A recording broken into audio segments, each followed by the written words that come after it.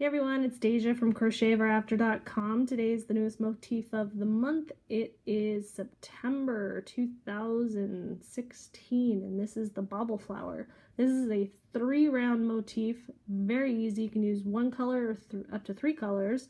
We're using a J hook, a 6mm, and just medium worsted weight yarn. Very fast, very easy. You can get the pattern in the link. Go ahead and download it and we will get started. So the first thing we're going to do is make a slip knot for our hook. So I always take my yarn and twist it and just reach through and grab the yarn that's attached to my ball and pull that tight, then insert my hook and then pull on the tail that's attached to my ball to close that down. We're going to make an open ring for our bobble flower, so we're going to do some extra chains because I want it kind of big, so we're going to chain 6. So we're going to pull through, yarn over, point your hook down to get through nice and easy, pull through, 4, 5, 6. Then we're going to join that with a slip stitch in the first chain that we made. Just stick that anywhere in that first V that you see. It's all going to get covered up.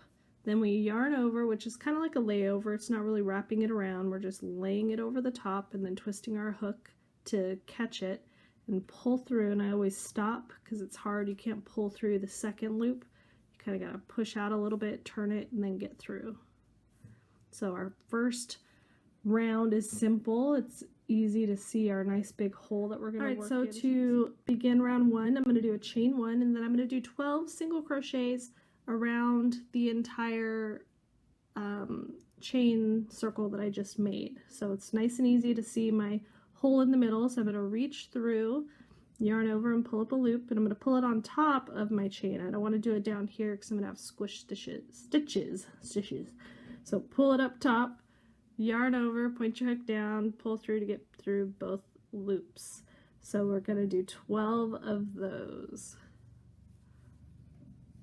And because these are on the loop instead of attached to it, you can see I'm running out of room already. I can grab it and just pull it over. So just make room as you go for your 12.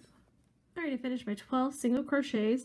So one thing when you are working and you're a beginner, trying to count the front of these stitches is nearly impossible in single crochet. So always turn your work and just count the tops of your stitches.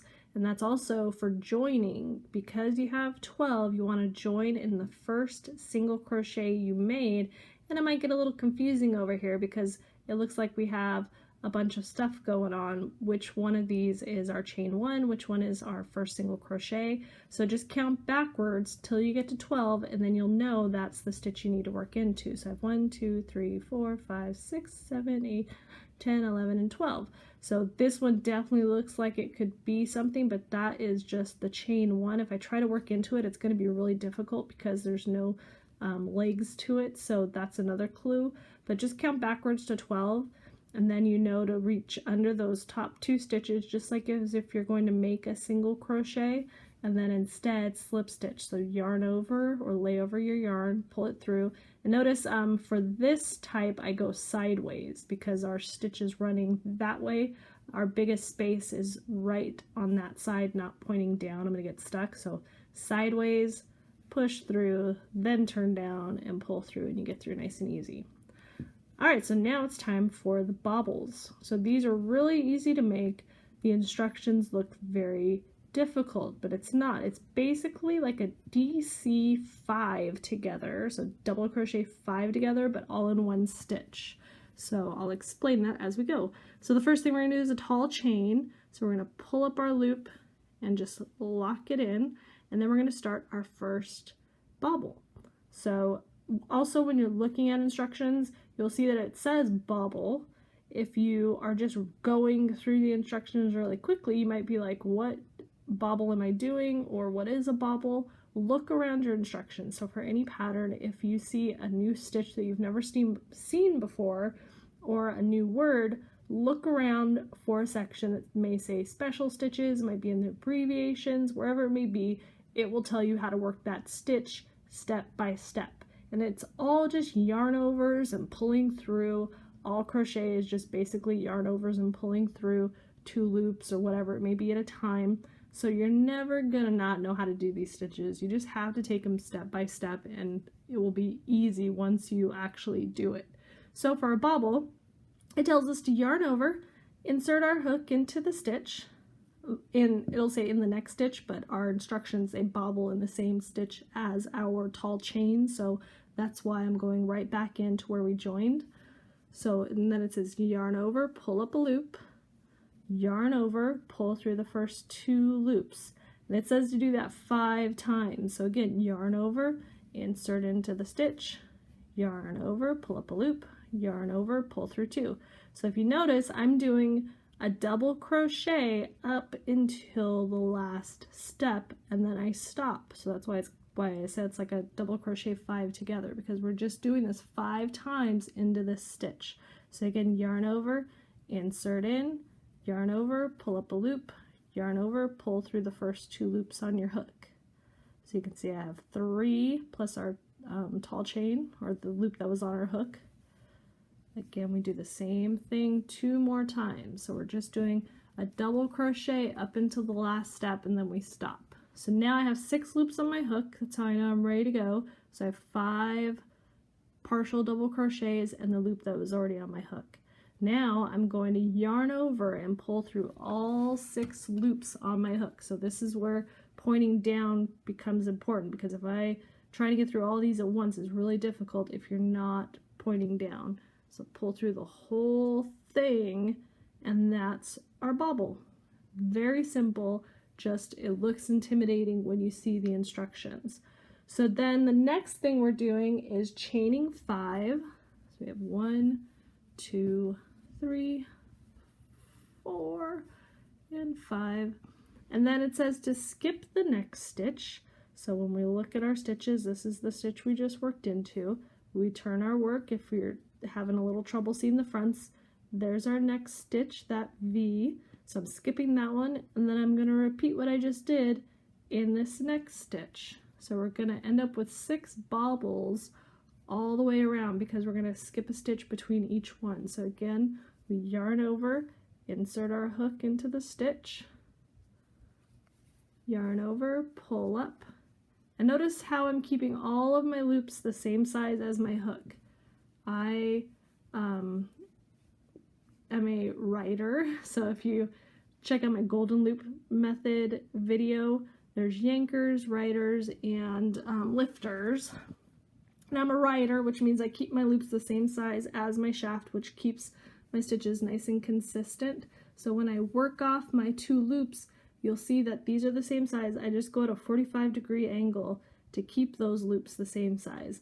And what that does is it gives all of my stitches the same height.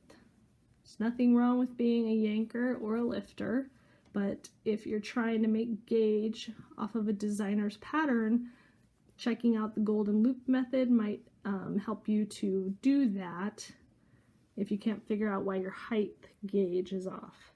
So we've got 2, and we're going to chain another 5. 1, 2, 3, 4, 5, skip our stitch again, and then go into the next stitch. So again, I'm going to do this 5 times, and this is what we're going to do all the way around. Very basic once you understand the steps. So just keep going, and we'll meet up at the end to join. Okay, just doing the last bobble. And then I just need 1 more chain 5 so that I can get back over to the beginning bobble. And then we're going to join with a slip stitch in the top of our first bobble. So if you look, you'll see kind of long chains and then a little short one. That's the top of our stitch. That's where we made that first chain that we're going to work into. Alrighty, now we have just 1 more round to go. So we're going to chain 1, and we're going to single crochet in that same stitch that we just did, and then we're going to do 7 single crochets around the chain 5, and we're going to do that all the way around, not worrying about working into our bobbles, and that's just to give a finished kind of look to our flower. So we have 2, 3, 4, 5. You'll notice I'm already kind of at the next bobble, so just pull it over to make room for more stitches. That'll just give it more of a poofed out kind of effect with the extra couple single crochets in there, because we only have 5 chains, but we're going to put 7 single crochets in them. So we're just going to skip our bobble and we're just going to go ahead and do another 7. And just continue that around, and then this motif will be done. I just finished the last 7. Now I'm going to join with a slip stitch in that very first single crochet and fasten off. And I just have 2 ends to weave in, so you can technically do this in 3 colors if you want it to look more like a natural flower. You could do like this part in like a yellow and this a color, maybe a green for kind of to simulate the leaves, whatever it may be, or just keep it all one color because it'll be easy to weave in the ends. But this is a good motif for like a spring type shawl, even though it's starting to get a little bit warm, not warmer, colder. We're getting into fall now, but you can join these, and if you use different types of yarn or different hook sizes, you can make it in different sizes, or use some of my other open work motifs that are kind of like this and create a little piecework kind of shawl. So you can just join them however you want, just kind of space them out, put little ones and big ones next to each other. Because this is so movable, it will accommodate lots of different sizes being sewn together, so you can find lots of different ways. Like the I know I have like a mini motif that would work really good. Probably like the wagon wheel would work really well. So lots of different ways that you can piece this with other motifs, or just use it to sew on top of stuff. You can put it on a beanie, since winter is coming. So you put it on a beanie for a happy little flower beanie. The center one, I like to go just kind of around the center because it's easy to hide it because it's so dense. But lots of different things you can do. That's good enough for me. Don't weave in the ends if you want to sew it to something. You can use those ends to sew it. But there is our finished motif. So you can either pop the bobbles to the back, like how it is right now, or you can pop them to the front for a more three-dimensional look. And then you have that little kind of bobble going on. Very cute, very easy, very fast. That is our motif of the month. If you have any questions, leave them below, and thank you for watching.